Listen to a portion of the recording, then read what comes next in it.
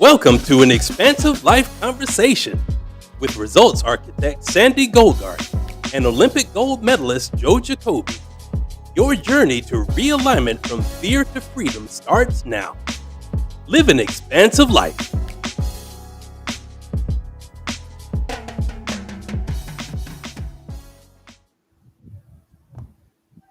Amazing. Thank you, Jason.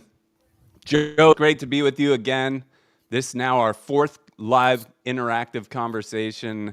And I have to say, not only have I enjoyed, and this has become my favorite hour of every week, being able to talk with you and then share the conversation with the live interactive audience, but the conversations in between have become something that I've really enjoyed. And as we get into this, once we finish the breathing, I'd love to share a quick story about a conversation I had with one of the folks that dialed in to listen. And he shared with me what living an expansive life now means to him. It was a really cool way to kind of frame up everything I think that we're talking about. So I look forward to getting into that with you. And I have a ton of questions for you on the topic of fear. And, I think that's one of the things that keeps us from living an expansive life. So I look forward to getting into that. Tons of information, tons of fun to be had over the next hour. So welcome, everybody. For those of you that have been with us for the entire journey, we really genuinely appreciate it. And it is not lost on us that you're investing an hour of your time. And we do everything that we can to deliver value to make this worthwhile. But we start each episode with really quick 3 box breaths. And we've now done this for 3 consecutive episodes. And somebody asked me last week, I feel so much better after you do this box breathing exercise. Why is that? And it's a couple of different things. One, it's a great way to allow you to be present. It sort of blocks out all the things that are going on, allows you to become centered and fully present with what it is that we're talking about. But number 2, you'll recall one of the biggest keys to creating an expansive life and something to expand into is you have to create the space. And one of the beautiful things about box breathing is it creates space. It creates some separation between you and the world, the physical world that you're grinding in, to allow you to kind of sit back, create some space, and then grow into it as these conversations unfold. So we'll get started with that, and then we'll hit you with some great questions. Joe, how's that sound? It sounds great, Sandy. Really looking forward to the hour ahead. All right, awesome. Okay, so I'll go ahead and lead this box breathing. We do 3 different breaths. We'll go inhale for 4 seconds. We'll hold for 4 seconds. And then exhale for 8 seconds. And we'll do 3 of those breaths, and then we'll jump in to the show itself. So I'll go ahead and lead. If you can follow with an inhale through your nose for 2, 3, 4, and then hold for 2, 3, 4, and then an exhale, 2, 3, 4, 5, 6, 7, 8, and then inhale again through the nose, 2, 3, 4, and hold, 2, 3, 4, and then exhale, 2, 3, 4, 5, 6, 7, 8. Last one, in for 2, 3, 4, and hold for 2, 3, 4, and then exhale, 2, 3, 4, 5, 6, 7, 8. And we have arrived. All right, Joe, tons to get through today, but as I mentioned, I was having so many of these conversations in between the episodes with people who've tuned in. They'll ping me with questions or just want to catch up. And this week in particular, I had a really amazing conversation with a friend and an acquaintance of mine through Jesse Itzler's Adventure Club. And we were talking a little bit about the idea of an expansive life and what we've both kind of come to realize. And the conversation started as we returned from the Grand Canyon. So we did rim to rim to rim, which is an event where you go from the south rim to the north rim and then back.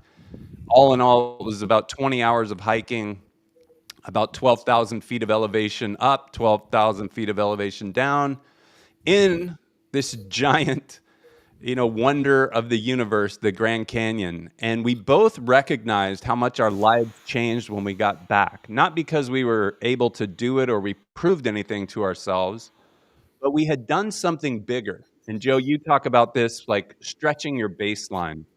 So we'd moved from our baseline activity, which is normal everyday activity, to this expansive activity where we climbed and hiked from rim to rim to rim in the Grand Canyon. And upon returning back home, I went to the training hill where I trained, a hill that I thought was quite large and daunting when I first started my training. And it seemed like this small little anthill. Everything now in my life started to seem small. Problems that I thought that I was having, they seemed minimal. Uh, Obstacles I thought were in my way, again, seemed very small. Compared to the Grand Canyon, almost everything is small. And he said for him, when he got back and he started thinking, he was thinking about the business that he runs and the life he really feels like he wants to live, this more expansive life. And he said, from the moment I got back from the Grand Canyon, I saw the world different. I saw, why couldn't I do, I don't want to give away his secret because he has a really amazing new business that he's diving into. He's like, everything that I've wanted from life, I realized I could have it right now. I don't have to wait and save up all this money to retire to have it. I could do it. I could create a business out of it. I know so many people want it. And that to me would be the most expansive way to live. And it just got our wheels turning. You could feel we were both inspired. We're talking about potential investors, how the business model would work. But he said, for the first time, I feel like I've sunk my teeth into this marrow of life for how I could create a business that's helping people, but it's helping me live the type of life that I want instead of thinking, how do I save up for a potential life I might want 30 years from now? And I thought, man, that is such a beautiful way to recognize just the idea of what it's like to just start nibbling at what an expansive life could mean. I don't know if there's anything there for you before I hit you with a bunch of questions. No, and believe me, I'll return those questions back at you. But there is a few things that come up for me, Sandy, is that, I think you and your friend, I think via the program that you're doing with Jesse is that, you're being exposed to a relationship with nature in a new and different way. And I think by kind of taking on these challenges that come with a sense of difficulty to it, uncertainty, resistance. I think it allows you to open a conversation with nature that does things for us, or it changes us in two ways. One, nature is never thinking about the past or the future. All nature knows how to be present and in the moment. And I think the time that we spend doing hard, challenging things in nature, it's like we cannot help except to kind of pick up on that cue. Like, we don't have to wait. Like, we can start to figure out like what things are going to look like if we try now. And secondly, the fact that we take on challenges in nature that are difficult, that are challenging, that aren't your everyday thing, we are running like a little experiment to see, like, can we do the next step and the next step and the next step, or the next section, or just get to the next mark that kind of moves us along on a difficult journey. And I think the process of doing that and getting out of our normal circumstances and surroundings, I think that it just prompts us to not even necessarily just take on the big idea, the new idea right now, but at the very least, it starts to make us think, how can we start to run the experiment now? See what might work. See if I like it. See how other people feel about the idea. So I'm not surprised that the story that you told is also connected to two people that just took on an amazing challenge together with other people in a community in nature doing a hard thing. So that's kind of what came up for me in that story. I love it. It's fantastic. I not only can I feel it because I was there and I returned, but the other thing that I love when you bring it to nature itself is when I'm now out in nature, which I'm out in it as much as possible, my awareness for what's going on seems to rise to a level that I never had before. I think part of it is slowing down, creating space, but just, when I do these events, my whole intention is to see if I can take every step joyfully. And that requires full presence. And with presence comes awareness. And I just started to notice so many things in nature. And I want to get your thoughts on this because it dovetails right into this idea of fear. But that nature or the universe, or however you want to look at it, seems to have this unbelievable intelligence where things do just happen. Nature's not trying to be something, it just is. And it's so amazing and so beautiful, and everything works, and there's this symbiotic relationship, this flow, this harmony that exists. When we're exhaling our problems into the world, we're fueling the trees that need that carbon dioxide to give us the oxygen back. And without awareness, we don't even know those kinds of things and how beautiful they are. But it brings me to one question I have for you, and maybe you can relate this to your experience, in the Olympics, but that is this sort of amazing intelligence that exists in the universe or in nature that's far better, far beyond anything we can imagine as humans. And sometimes we get caught up in the way we think things need to be, that they need to conform to what I want, rather than kind of being able to surrender and realize that nature's got it together, man. Like, it knows far better than I. And if I can just lean into that and accept what's there, not try to change it, not create dis-ease or any separation between me and nature, it's very likely I'm going to have a far better, more expansive experience by just leaning into what's already there and taking that in. And then that leads me to the idea that then there's nothing to fear, because the intelligence is already there. There's something for me to learn about where I'm stuck, where I am being held back by my own conversation in my own head, and I can lean more into nature and see what's actually there. But I'd love to get your thoughts on that. I love where this is going. I want to start by saying I mentioned this in some of our earlier expansive life conversations in the past few weeks as well. I think one of the biggest evolutions for me about nature was that my sport that I did was whitewater canoe slalom. It was designed to take place like on rivers out in nature. So I spent a lot of time there from childhood to where I am now.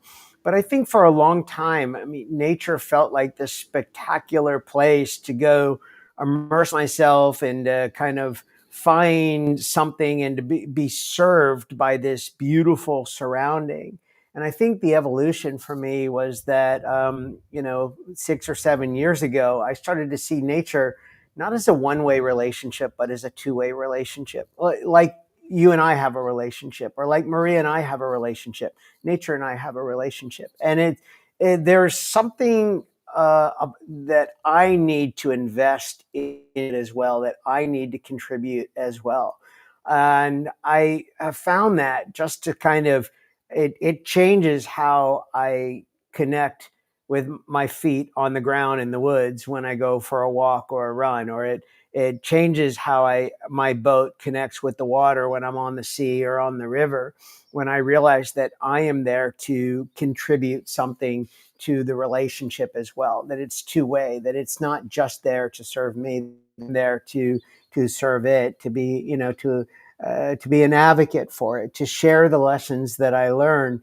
And I think now more than ever, Sandy, I think I'm very excited about, the technological advances in the world that we're living in today. But I think how we use any advances that come our way is also dependent upon our health, our, what I call our basic speed, our all day, everyday velocity. And I think the better that is, the better that we're able to use to be a collaborator in all the relationships that we're in.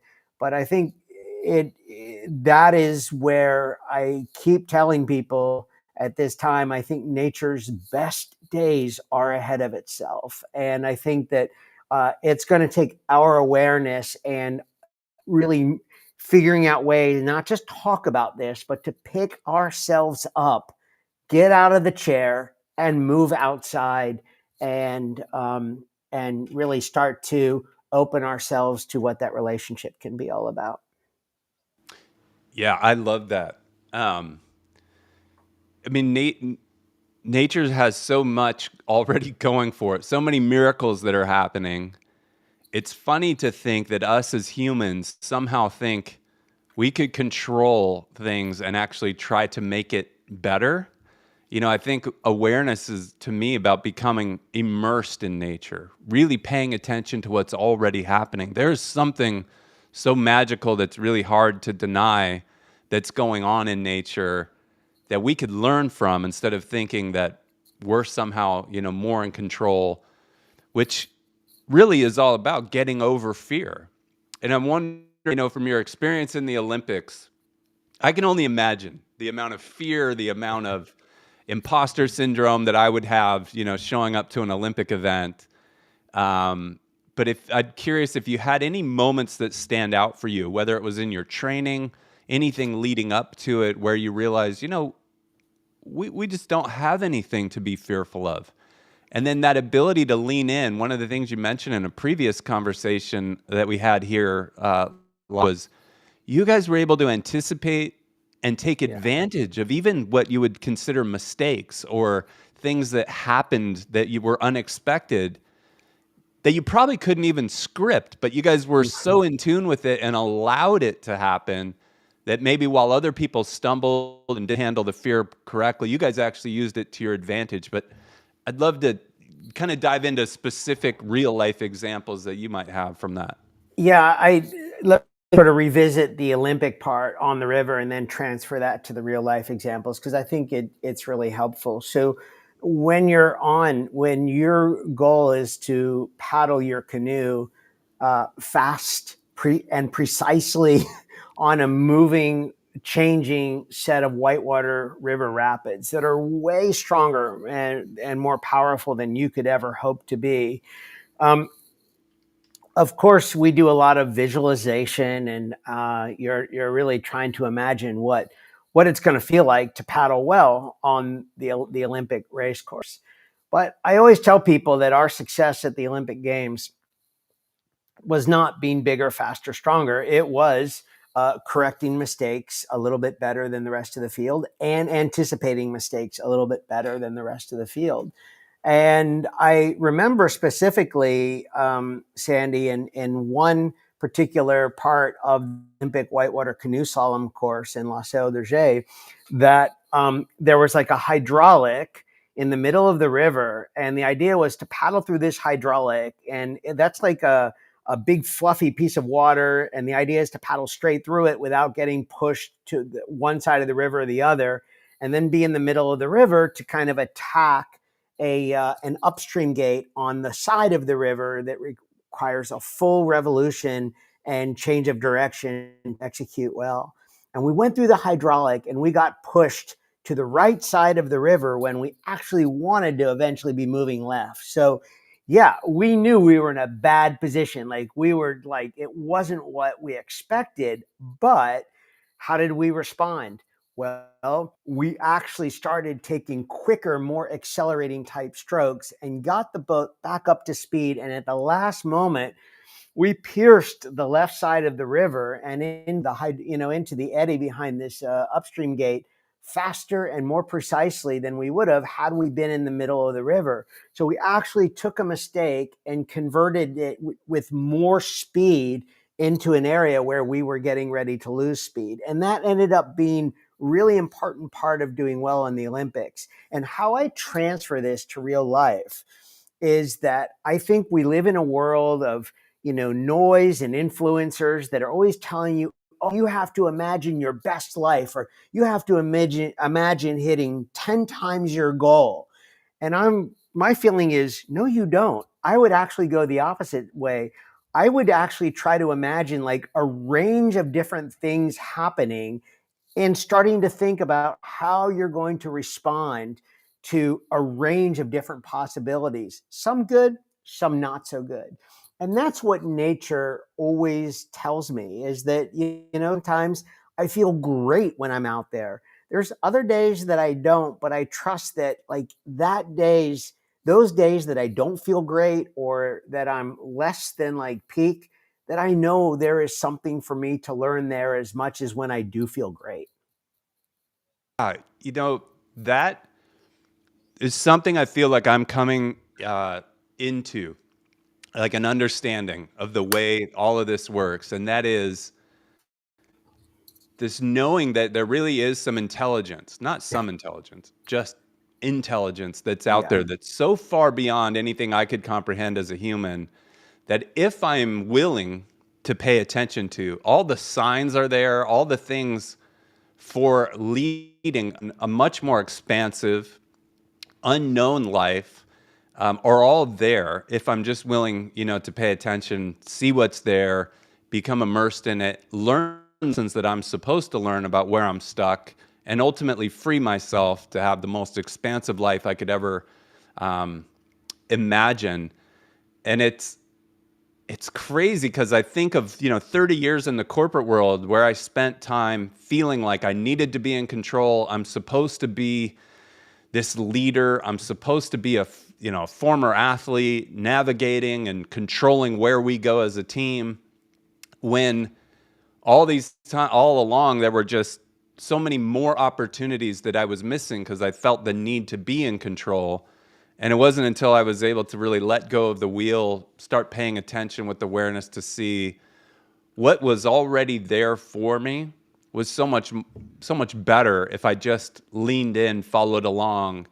And now I can think bigger. I know I can accomplish more. I could do whatever it is ultimately that I want, but it kind of gets me to lean in even more to the unknown and just see where this is going, and just take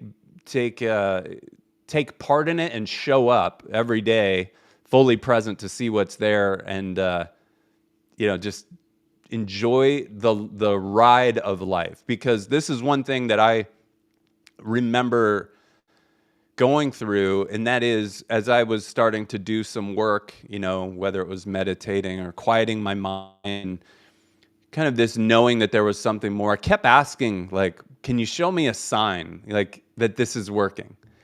And then one day it just hit me that the beautiful life isn't coming. Like, the beautiful experience, the expansive life isn't something down the road. It's not this fictitious place in the future. You're in it. Like, it's happening right now. Just peel back your awareness even more and see how amazing it is. It might not feel the way that you prescribed or you would want it to feel. You might not look in your bank account and see there's billions of dollars there yet, but it is the amazing life that can lead you to kind of wherever you want, but it's happening right now. And I think that's part of the awareness and having an expansive life is realizing it's not something out into the future, it's right now. And the sooner you become okay with the way things are right now, the more quickly you change the trajectory for where you want that to go by accepting things are exactly the way they are right here, right now. Let's lean into it and then start to change through my thinking, my feelings, and my actions and patterns, so that I can then start to create exactly what it is that I want while still being open to what the universe is kind of putting in front of me. If you might riff a little bit on, this is kind of on the same side of the coin as fear, but humility was like a big word that I thought about when I was paddling rivers a lot. And then a word that's kind of come into my my space a lot over the last 7 or 8 months, I'm thinking about is surrender. I'm wondering if you might just riff a little bit on the relationship between humility and surrender.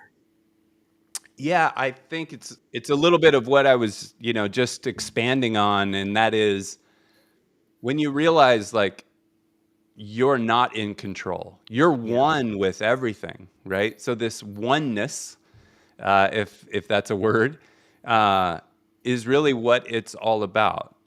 I struggled for years with the idea of surrender. Surrender was like you're giving up, right? You're so beat down, you're just going to throw in the towel and lay there and hope to be saved, which is kind of when you're in a victim's mentality, how you would view the word surrender. What I now realize is surrendering is just realizing that there is this intelligence available to you. Why not become passionately curious about what that is and then allow amazing things to happen? So I realize now, after peeling back many layers of interference that I had built up over the years, that as a human being and as a soul, that I am enough. Like I don't need to go do and create to become something. By virtue of being here, like I am enough, and I can now sit in the middle of it and just enjoy everything for what it is, and then see where do I want this to go with my intention, and then allow it to happen. And that's kind of what I've learned through my own journey is there's Mm. so much waiting, so much good waiting if we get out of the way and we stop self-sabotaging. We create a healthier discussion in our conversation going on in our head, where we realize that we are these amazing uh, souls having a human experience. And I'm convinced the experience is supposed to be amazing. It's not one of suffering. It's not one of pain, and it's not all these things that we've kind of gathered throughout our life.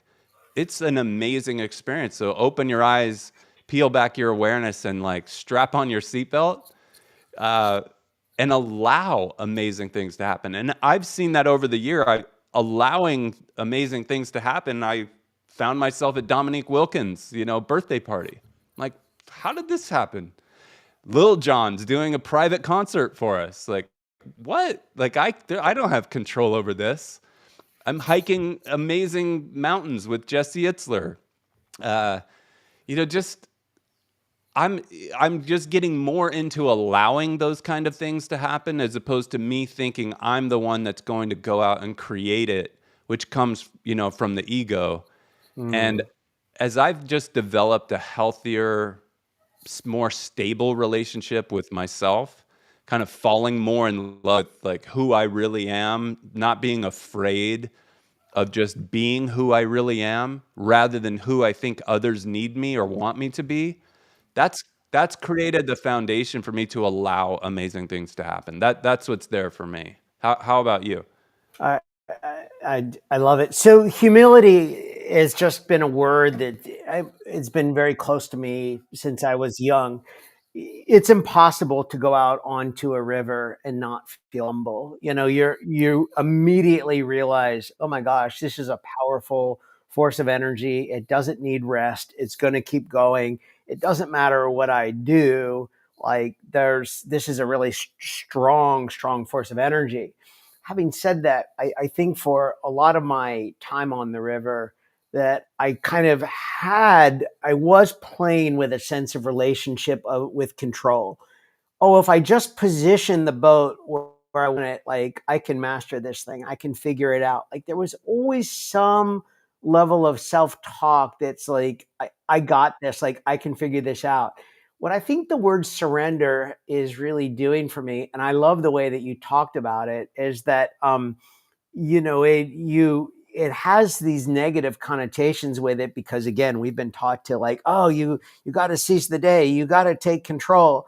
And I think that's all that surrender is really doing. It's not negative at all. It's letting you explore what else is out there that that you can align with. But you have to kind of give yourself to that force. And now I know I've talked a lot about the river. If I can talk about the waves for a moment, where I'm living now in the summer, and I'm paddling this surf ski kayak, and I go on these long paddles where I'm surfing waves in the direction of wind. And this is just feedback. It's not to say anything is better or anything that's worse, but the last couple of times out, I've paddled with people that are inherently much faster kayak paddlers than I am. Like, they can, move the boats, Sandy, much faster than I can. But, I seem to be, really kind of finding a good space for just kind of surrendering to the wave and letting the waves do the work. And it's just pushing me much further down line than I ever thought it could be. And it's like, I'll start to look around and I'm like, wait, am I like just falling so far behind the group?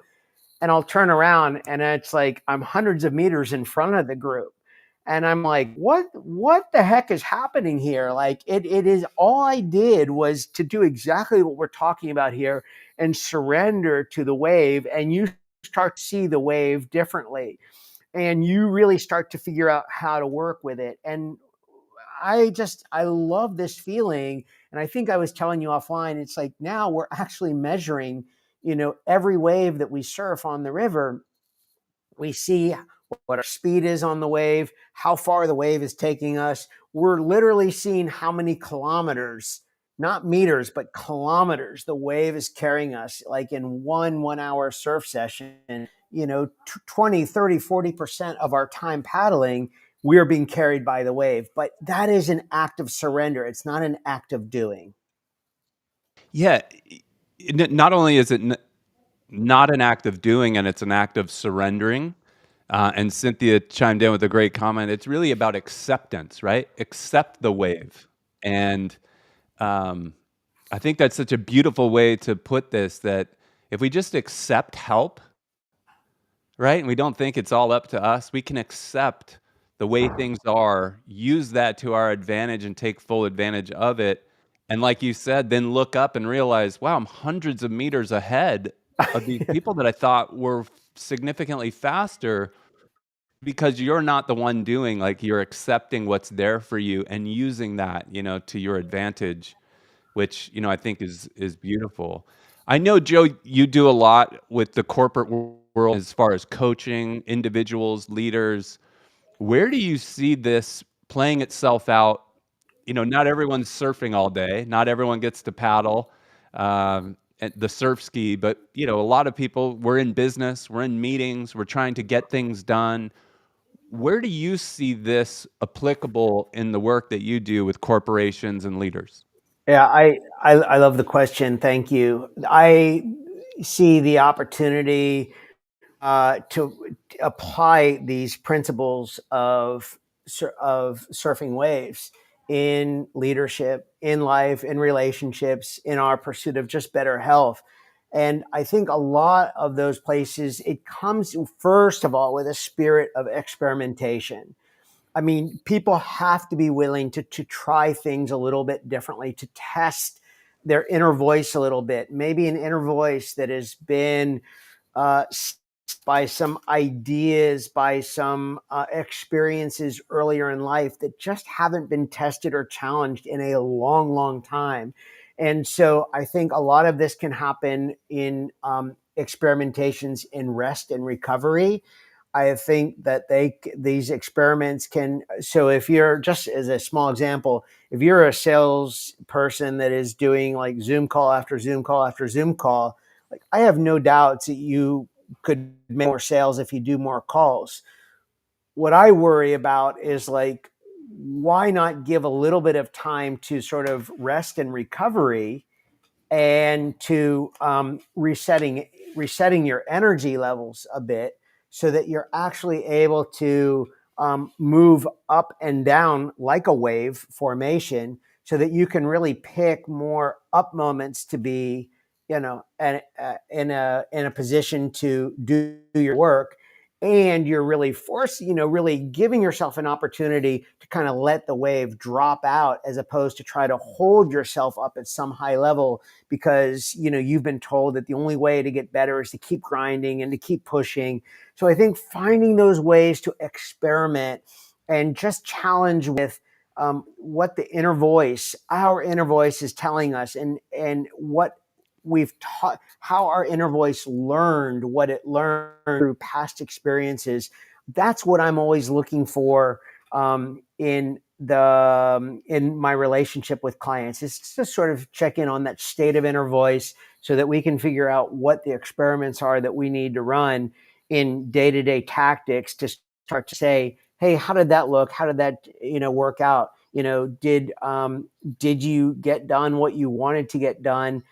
Was what you thought that needed to get done, was it even ended up being important? Were you telling yourself a story about that? And by turning your attention to something else, something more important, something better happened for you. And I think those are the ways that we learn and change in the work, in work environments. Yeah.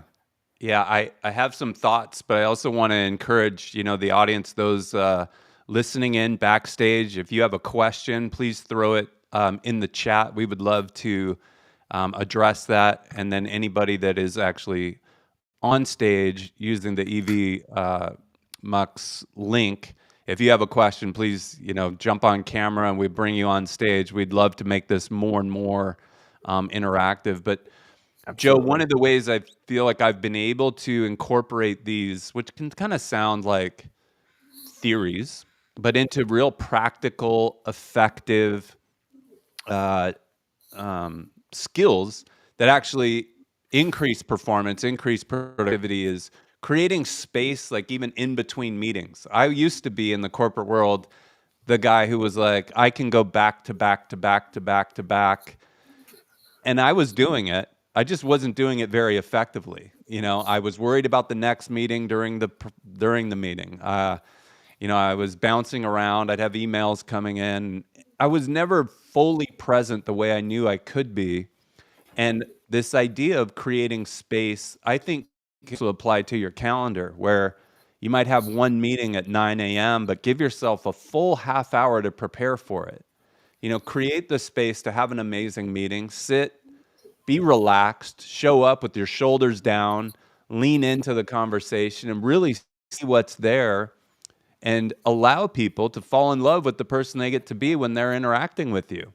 Then take an hour break, catch up on some other things, give yourself another half hour to prepare for the next meeting. You can have 3 or 4 really quality meetings where you're going to get a lot out of it by being fully present, allowing the person that you're interacting with to be a much more comfortable version of themselves when they're interacting with you. And you will get, I think, you can get a lot more accomplished, develop much deeper relationships, and have that ability to kind of simulate a wave where you are at performance and then you come down, you rest, you recover, clear your mind, and get ready for the next meeting. They don't have to be back to back to back to back to back, grab lunch, eat on the go, back to back, cram it in, do your stuff at night, and then rinse and repeat the next day. You're just a very busy person, not always an effective person. I think when you change that relationship and how we relate to effective leadership, effective working versus busy working, that's kind of what lands for me. Yeah, I completely, I think we are coming very much from the same place. And by the way, I mean, both of our backgrounds in sport has taught us this. It's like anything that we ever wanted to do well in sport was not a function of what we did, but it was a function of how we recovered. And I think the more that we teach ourselves how to go into recovery, reset types of modes, the better. And when you get better at doing that, I think even in the process of doing, and this is where the surfing part really comes up for me, is that in the doing part, you actually start to think about, oh, I'm doing something, but how could this process, like, is there a different feel? Is there a different source of energy that I've never really been seen before that might be here? it's like that whole idea, that whole concept of rest and recovery is what opens you to that idea. And once you start to see that that is present in relationships, that is present in your creativity, that is present in your work and leadership pursuits, I think that gets really, really exciting. Yeah. You know, one of the people that I've done such a deep dive in, and I want to do one of these conversations specifically about Einstein. You know, I think he was the best branded individual of any of our lifetimes. He's synonymous, right, with the word genius. And as I looked at and studied, you know, his life, one of the things he was amazing at was never being in a hurry. He would take a month or two just to figure out how to craft this one or two sentence response in a letter to somebody where he really wanted to engage with them. And you know, I think of the world we live in where you're texting, chatting, emailing.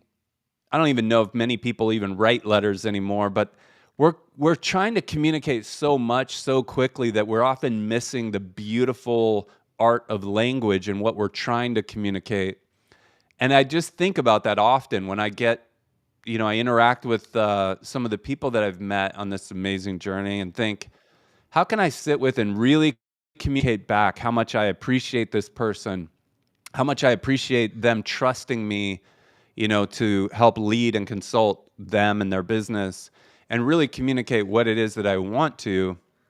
The more space I create to be able to do that, uh, the less I get done as far as being busy, but the more effective those communications become, and the stronger those relationships grow, and then ultimately we end up doing a lot more together. And it's kind of amazing.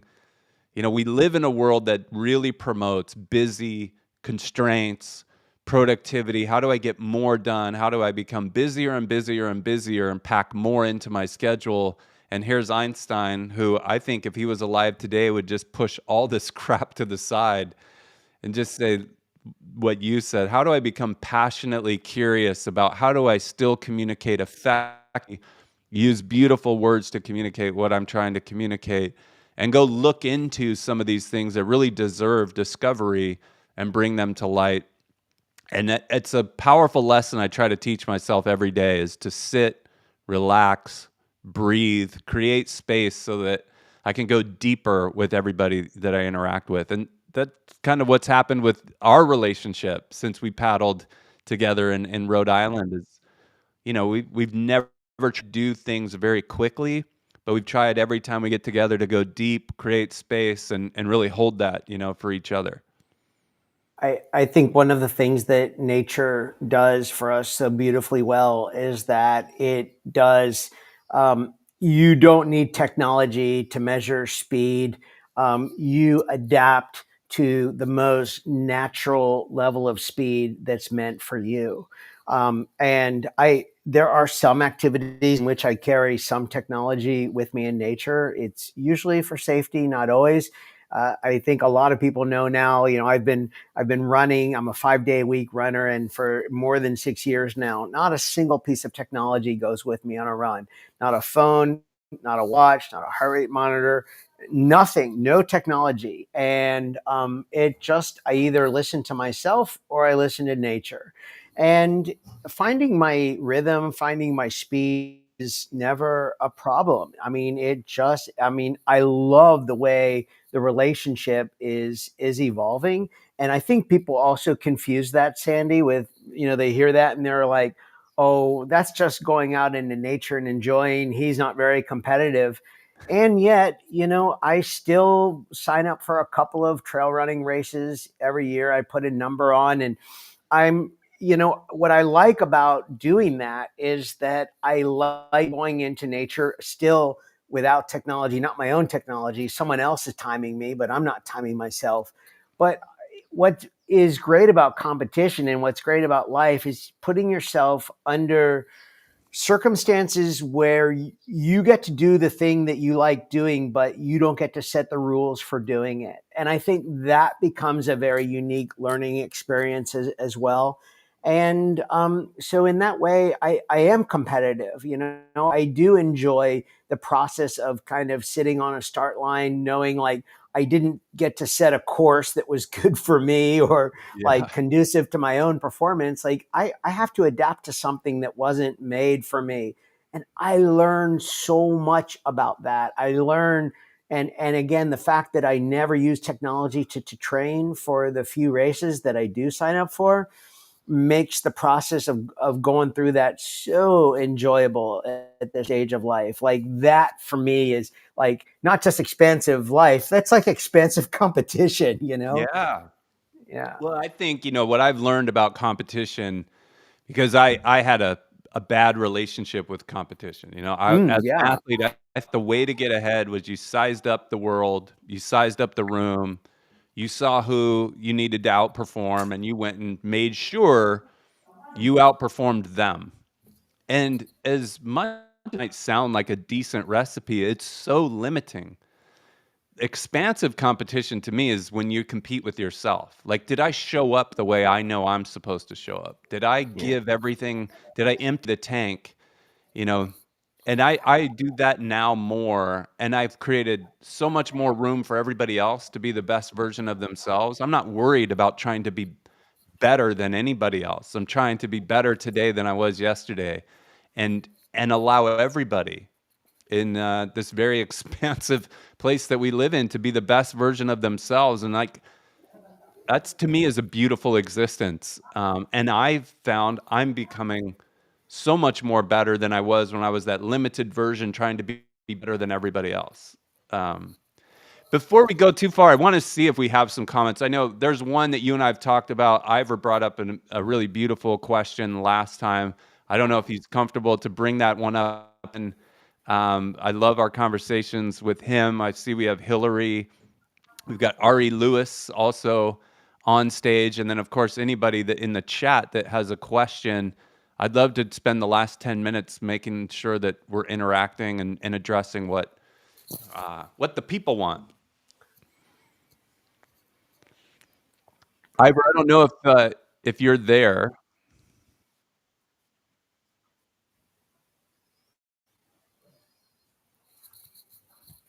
There's Ivor.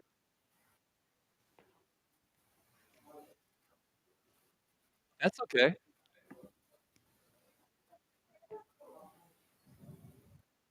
We can, yeah.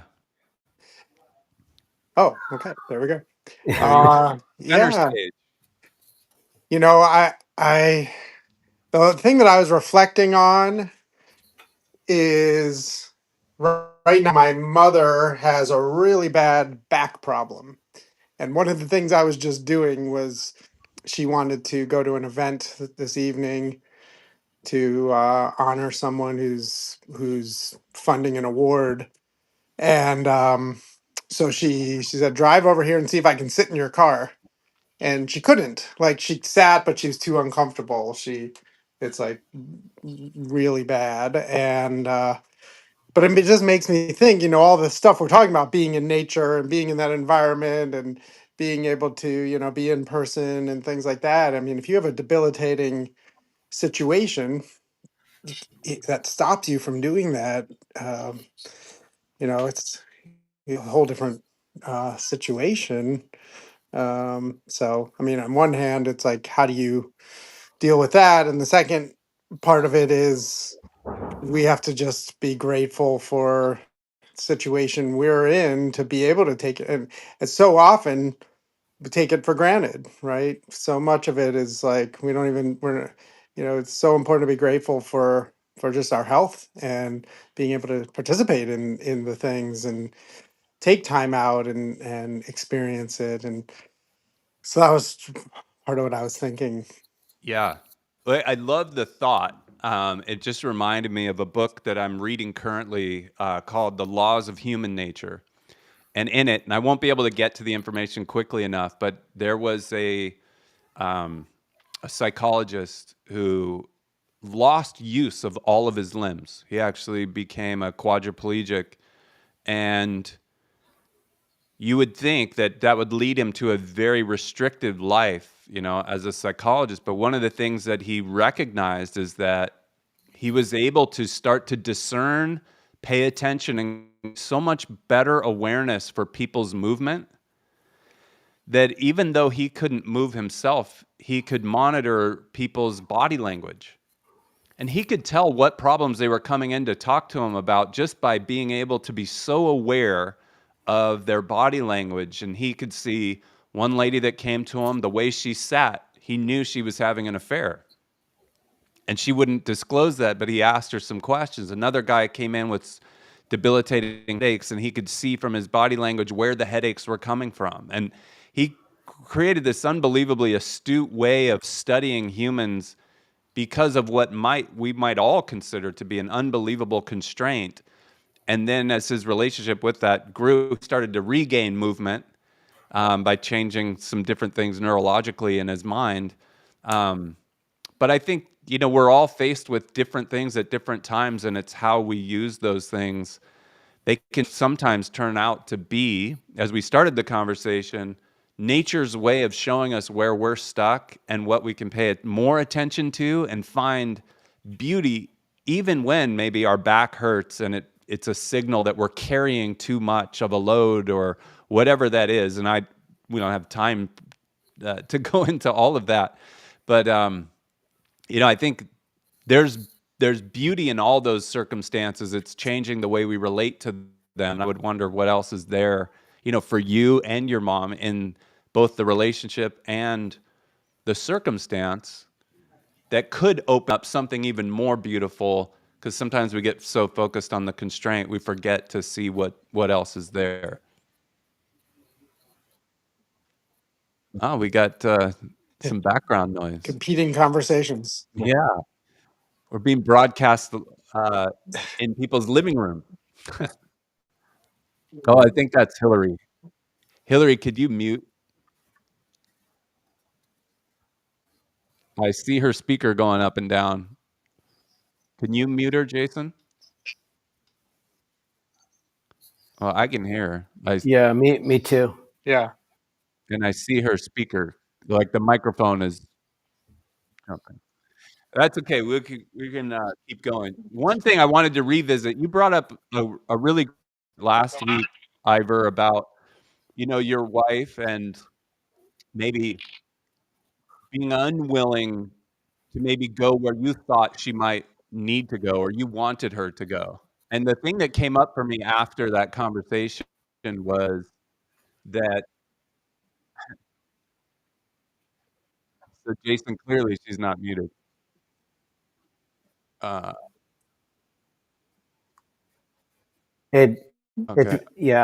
It's I there, hear it. Jason.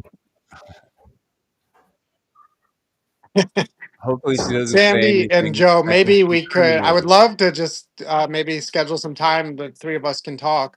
So we That'd Would only be have love 5 great. that. minutes right now anyway. Yeah. Yeah, Yeah. let's do that. That would be amazing. Yeah. Thank you. Yeah.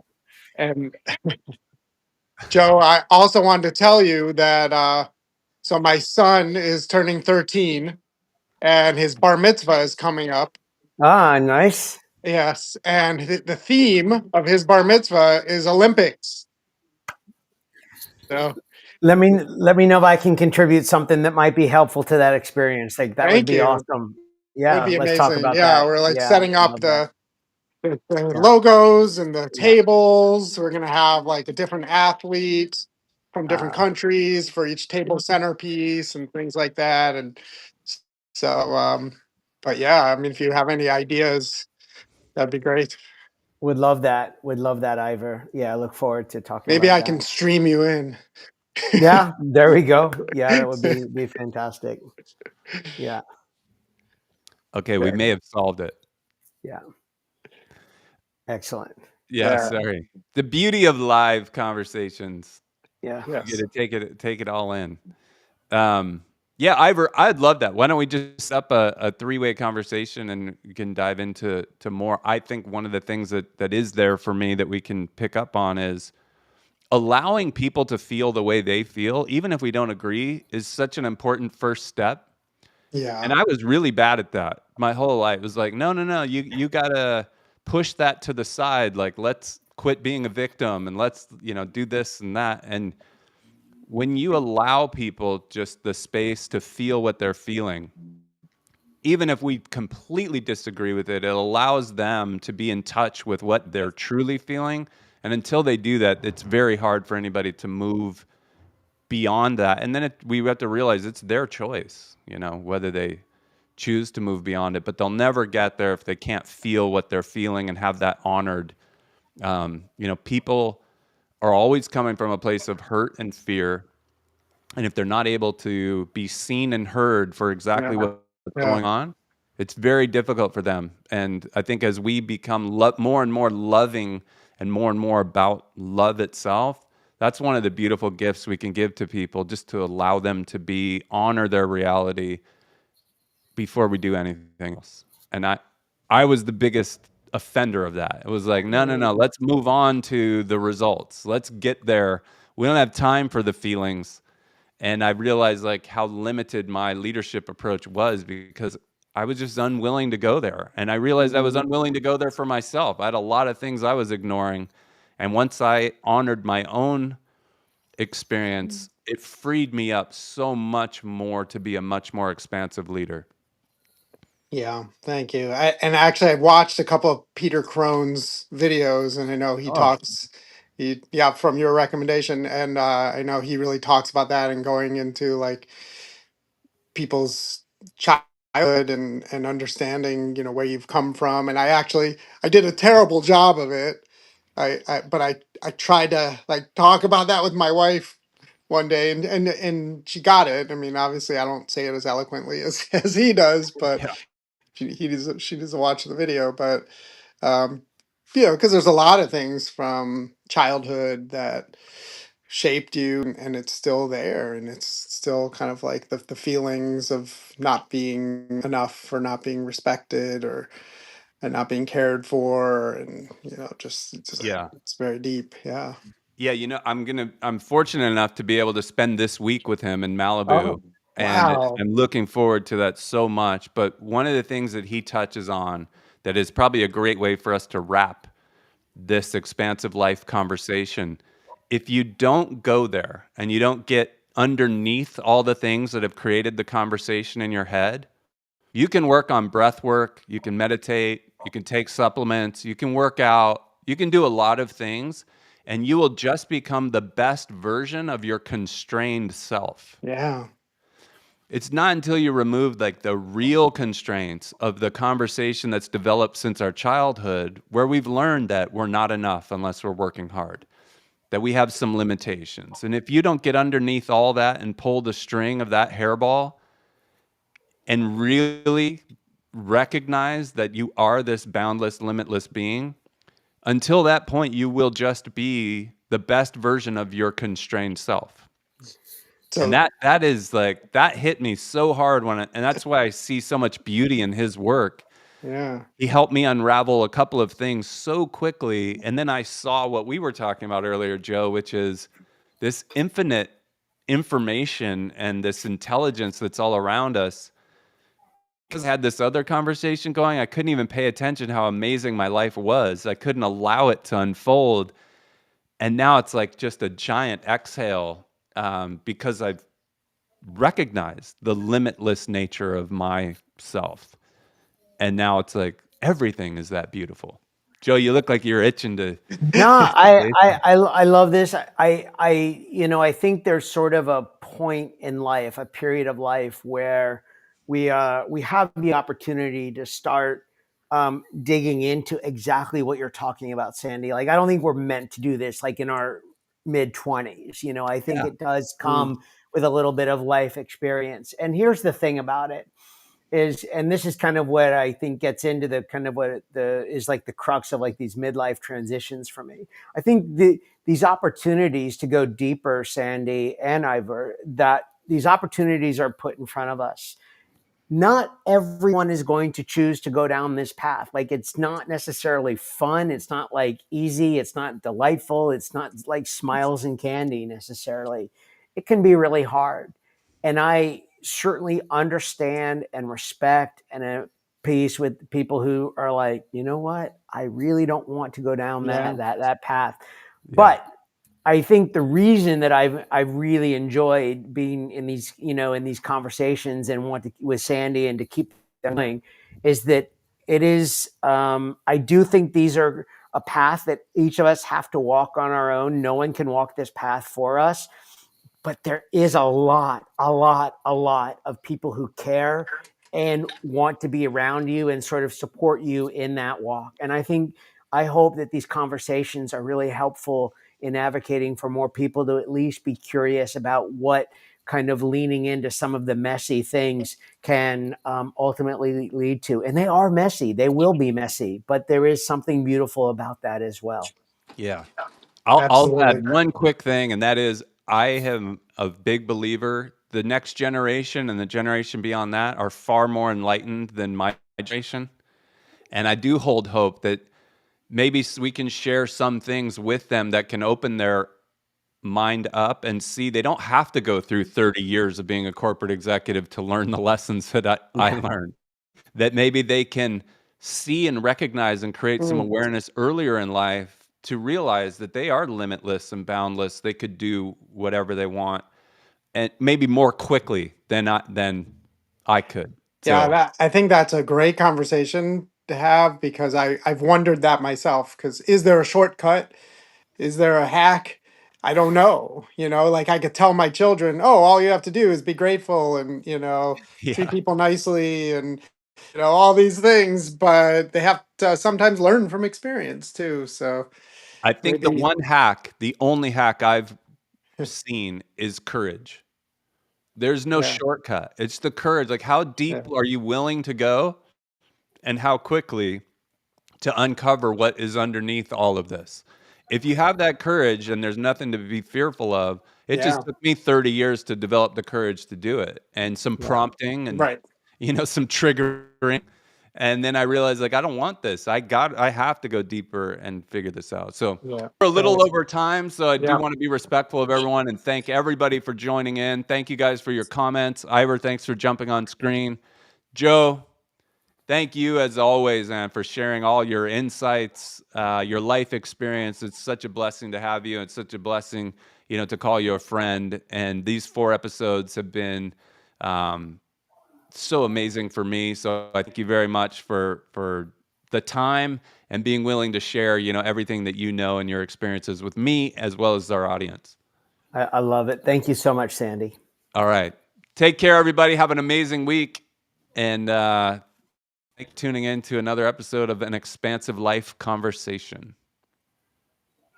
Thanks for watching An Expansive Life Conversation. Don't forget to like, comment, and subscribe. See you next week.